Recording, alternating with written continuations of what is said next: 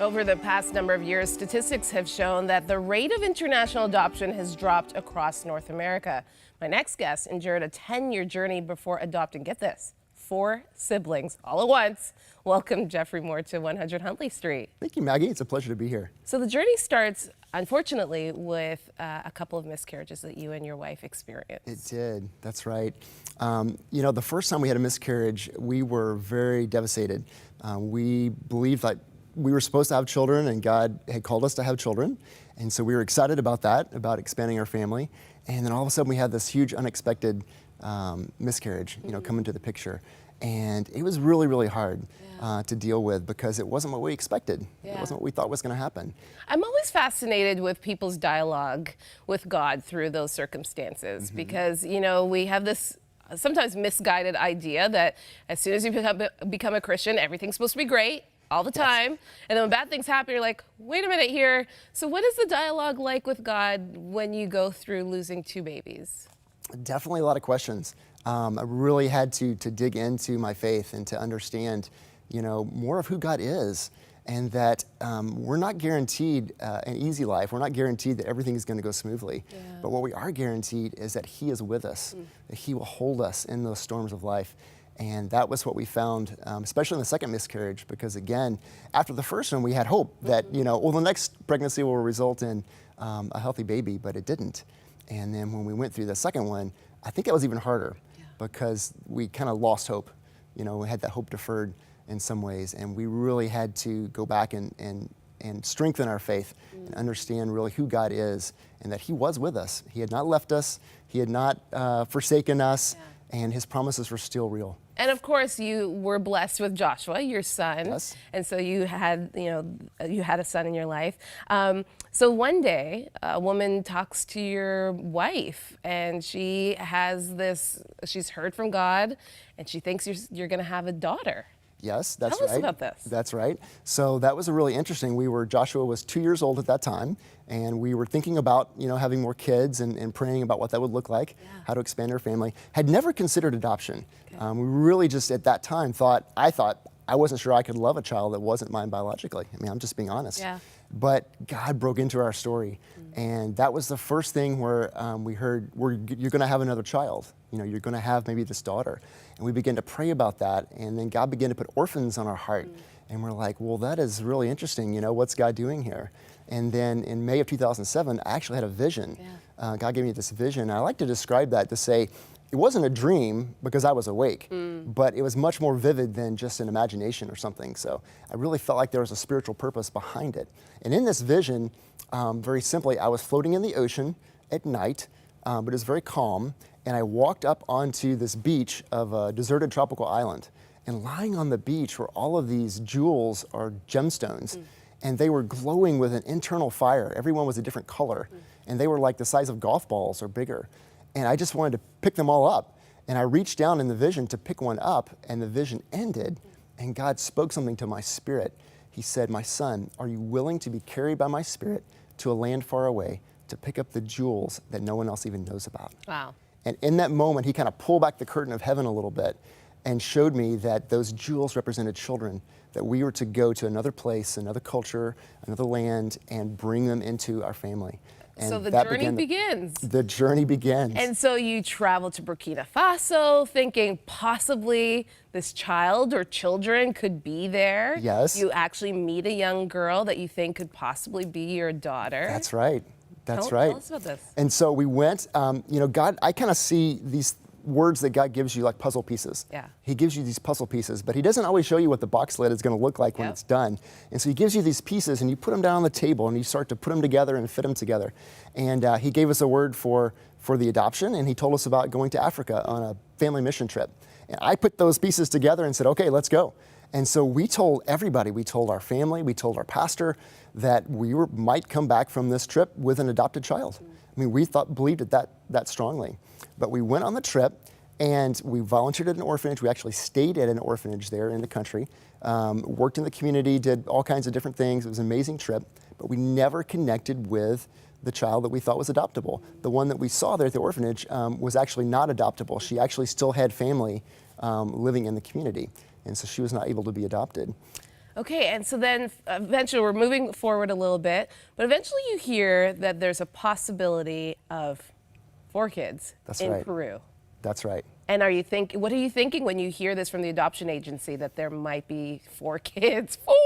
4, You were yes. first thinking maybe 1, but now 4. What are you thinking? We were thinking 1 at the beginning, and then as the process went on, we started to feel like that God was saying, no, it's not just 1, it's multiple kids. And so when we worked through the home study process and got approved by the government, we actually got approved for multiple kids and up to 4 children. And so we were looking at large sibling groups of maybe 3 or 4. That's one of the things that led us to choose Peru, was Peru keeps their sibling groups together. Some countries don't, but Peru does, and so we wanted to support that.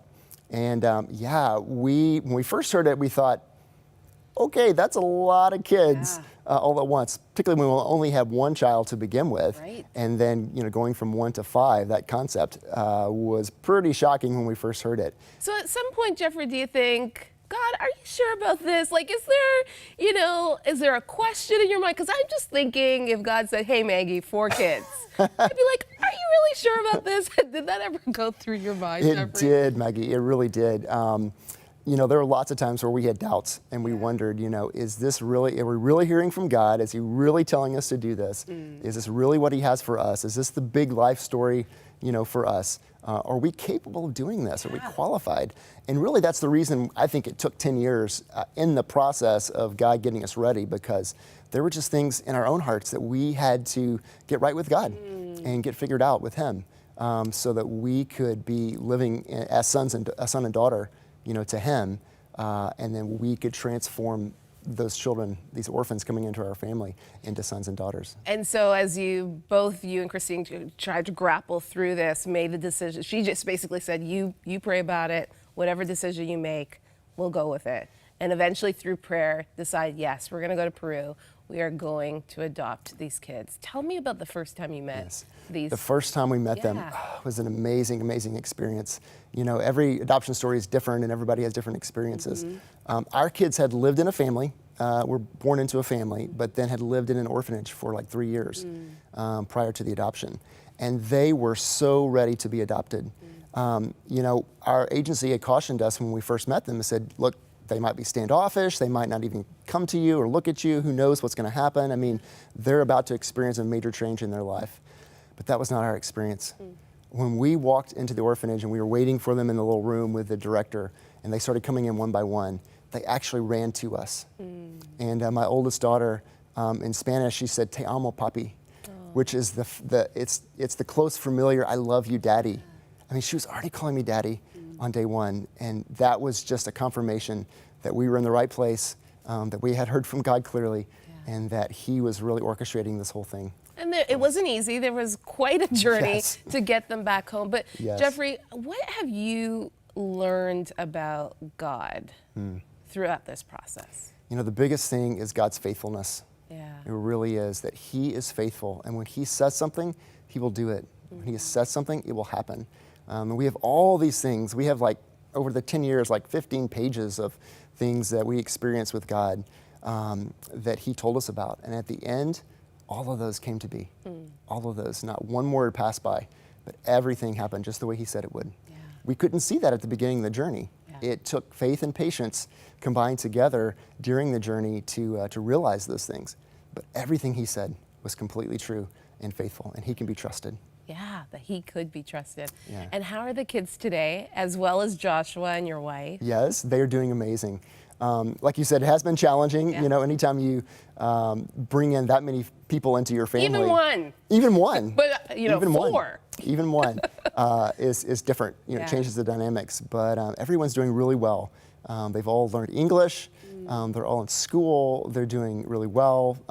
They are learning to love Jesus and love going to church and worshiping together at home. It's been really beautiful. Oh. And what have you learned about I think about being a father now to 5 kids. Has that changed the way that you father? It has. Practically speaking, just going from 1 to 5, I mean, I've had to be very intentional about how I father these children and making sure that I make time for each one.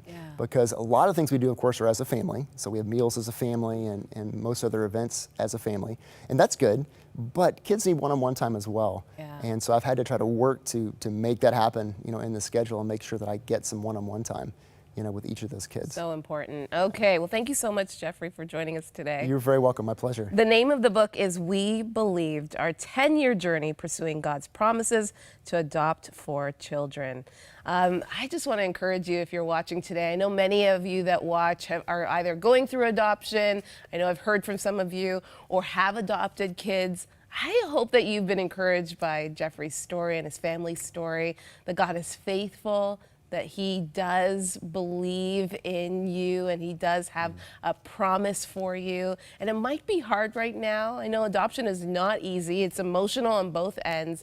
But I'd love to encourage you to call our prayer lines. Our prayer partners would love to encourage you, pray with you, and remind you that God sees you and knows you. The number is 1-866-273-4444. Stay with us.